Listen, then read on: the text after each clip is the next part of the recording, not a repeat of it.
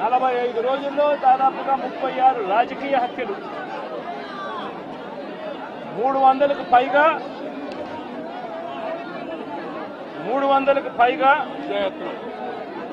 హత్యాయత్నాలు, 300కు పైగా హత్యాయత్నాలు. తెలుగుదేశం పార్టీ వాళ్ళ వేధింపులు భరించలేక 35 మంది ఆత్మహత్యలు చేసుకున్న పరిస్థితులు రాష్ట్రంలో ఉన్నాయి.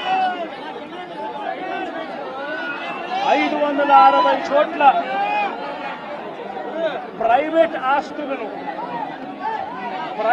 ఆస్తులను ధ్వంసం చేశారు.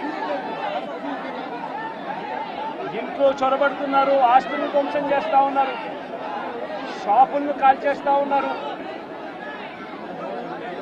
వైఎస్ఆర్సీపీ సానుభూతి పరుల చీనీ చెట్లను నరికేస్తా ఉన్నారు. ఇటువంటి ప్రైవేట్ ఆస్తులు 560 చోట్ల ప్రైవేట్ ఆస్తులను ధ్వంసం చేశారు. 490 చోట్ల ప్రభుత్వ ఆస్తులను ధ్వంసం చేశారు. 490 చోట్ల ప్రభుత్వ ఆస్తులను ధ్వంసం చేశారు. ఇవి కాక 1000కి పైగా దౌర్జన్యాలు, దాడులు. 1000కి పైగా దౌర్జన్యాలు, దాడులు.